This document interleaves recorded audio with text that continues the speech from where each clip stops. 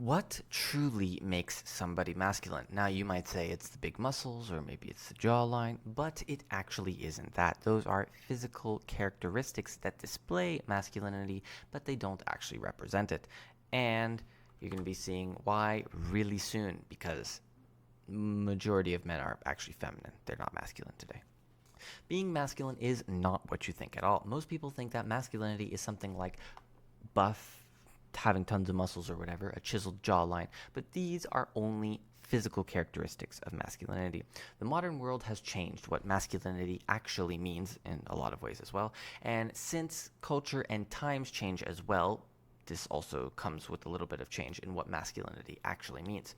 Now, masculinity before had more so to do with being physical and having strength, maybe prowess in some aspect like hunting, or maybe skill with the gun during the cowboy days, as you can see my little picture of Clint Eastwood there. However, today's society does not value physical traits or skills with a gun, and this is because of one key change in society.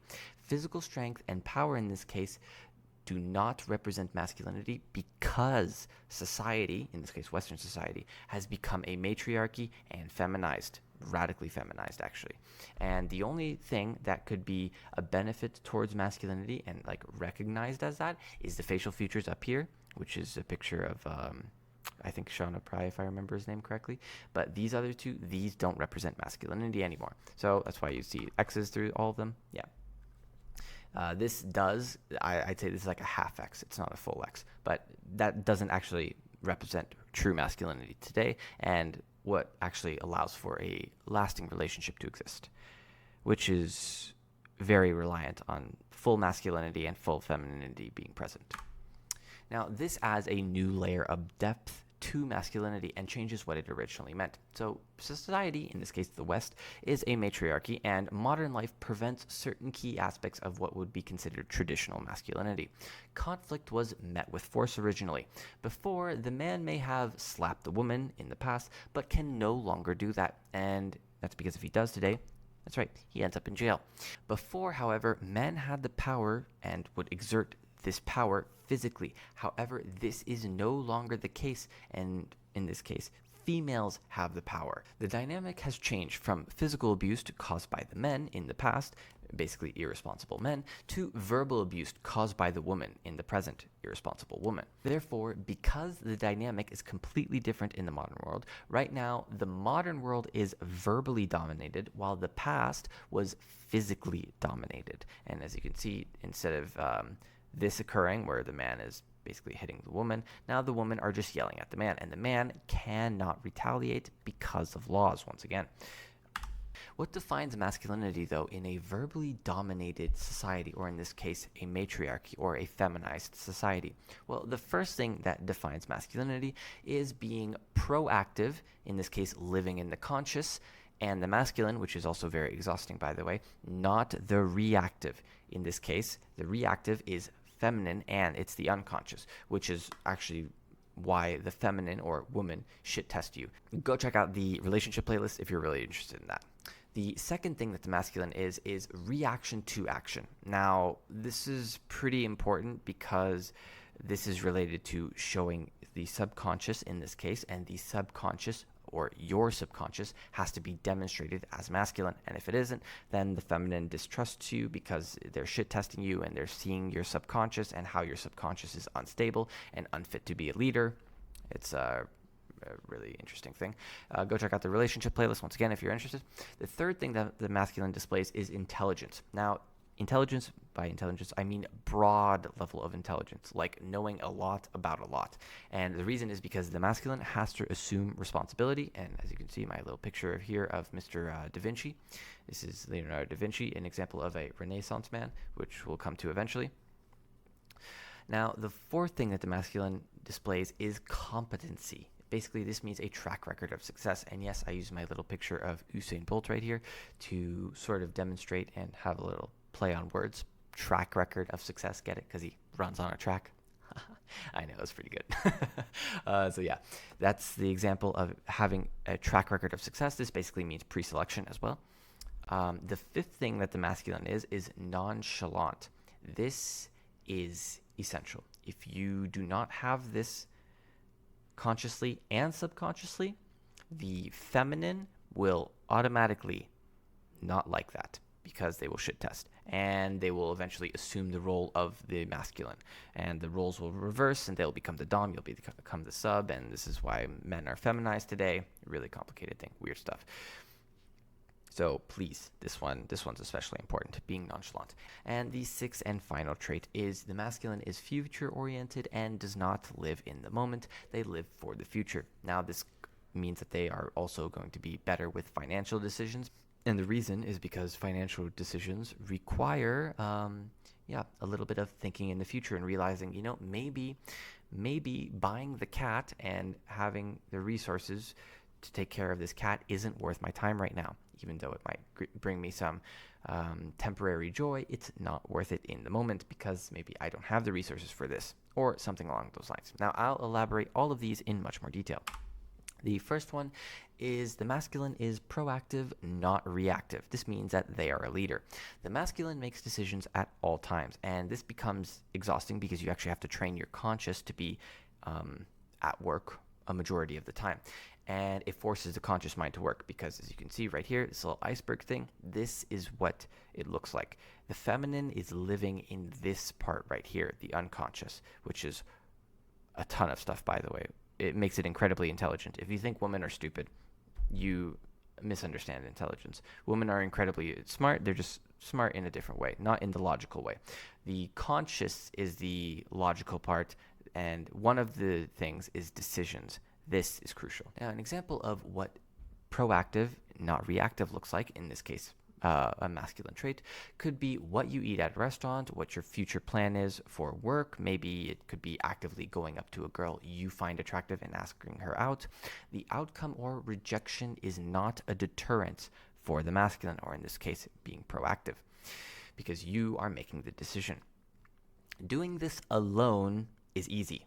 As a singular person, for instance, what you eat at a restaurant, or maybe planning logistics of a travel or a trip, this is very easy. However, when you do this with other people, this is where things start to become very hard, and especially if you incorporate a feminine into your lifestyle, then it makes the lifestyle much more challenging.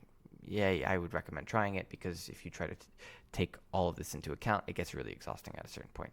Now, if the leader, or the proactive, masculine in this case, are met with confrontation of some sort, they do not react emotionally and subconsciously. Now, I have a very good example of this. This is what the Boondocks describe as a... Watch closely. You're about to experience a moment. These... Yes, I know. We might have all seen that before, or we see it on the news all the time. I understand. Now, the second trait that demonstrates masculinity is the masculine is in control of their emotions at all times. Now, this means that the masculine is not being reactive. Kids and children and women are all reactive. You do not act hysterical during tough times or confrontations as the masculine. Now, here's an example of what not to do. Let the go. That's not the aircraft. But without that weapon and badges, bro, that's isolating. You gotta get beat the up, bro, guaranteed. Take off the badges, let's go somewhere right now. Me and you. And also, don't do what the Boondocks describes as a... Watch closely. You're about to experience a moment. The whole point of the masculine is to de-escalate situations. Yes, I said that right here. Emphasis on the de-escalate, not to the escalate part. De-escalate situations. You do not escalate situations as the masculine. Even if somebody is pestering you or nagging on you over and over again, or insulting you or whatever, this is completely irrelevant. The masculine does not escalate situations. Complaining, in this case, only makes the situation worse, and the masculine would realize this very quickly. This is the opposite of proactive and will only escalate the situation even more, and in this case lead to more reactive behavior. And this reactive behavior, if you're surrounded by people who are also living in their subconscious, will only continue to escalate and continue to grow. And this is what not to do. Don't be this. See them? They're both yelling at each other. Yeah, don't do that. The third trait about the masculine is they know a lot about a lot. Becoming a Renaissance man. Now, the masculine, the big difference, and actually the addition additional characteristic that the masculine must assume is responsibility. With great knowledge comes great responsibility. And having information and knowledge in this case and applying it, useful and applicable information, is really what I'm talking about here. If you have information about health knowledge, let's say, or maybe relationship dynamics, business, psychology, law, it doesn't really matter what it is. It gives you power because it gives you verbal leverage or information that you can use to your advantage that others may not have.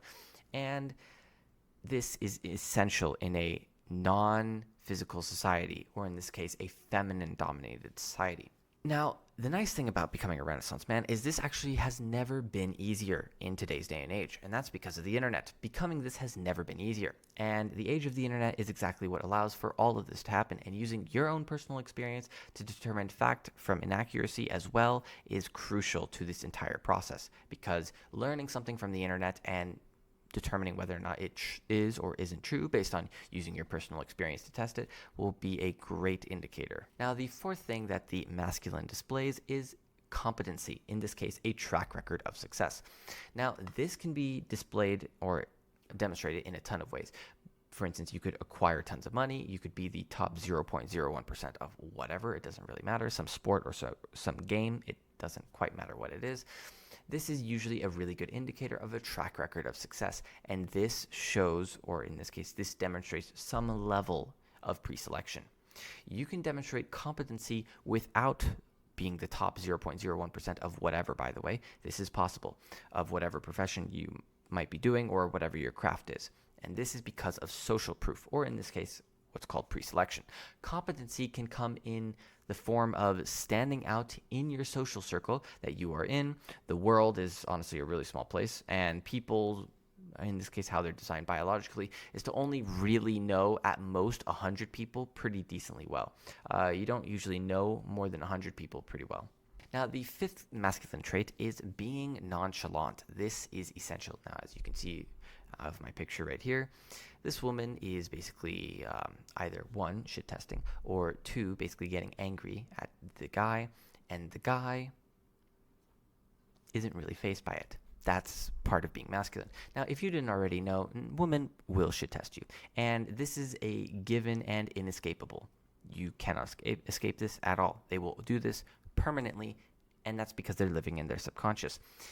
And the problem is that 99.9% of men fail the shit tests. The only way to pass the shit test with flying colors is one key word. You must be nonchalant. Now, women are playing a rigged game when they're shit testing you and when they're testing your subconscious.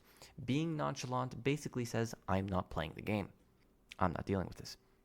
What it actually does is it displays a subconscious of being relaxed, chill, and unreactive. This is the exact opposite of the feminine in this case, the reactive and the chaotic. Basically, the feminine is testing your subconscious to see what is your subconscious reaction when they should test you.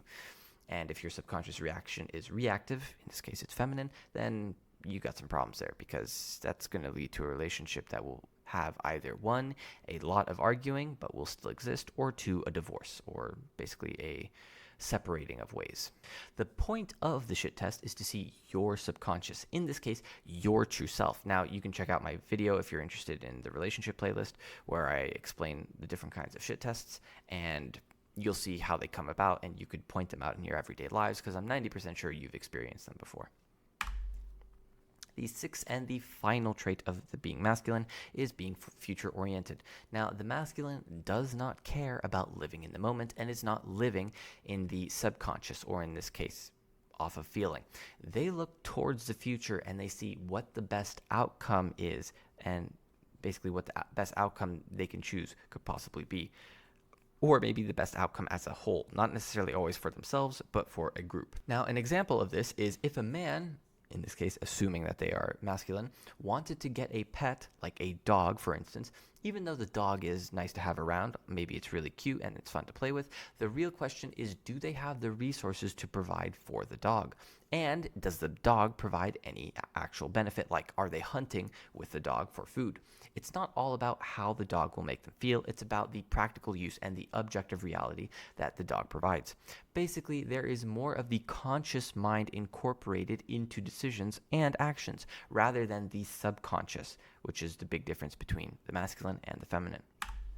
Now, the funny part about all this is in today's society, men are becoming feminized and women are actually becoming masculinized and they're acting like men, which is really weird. The opposite is true for women. As I said, they are acting like men.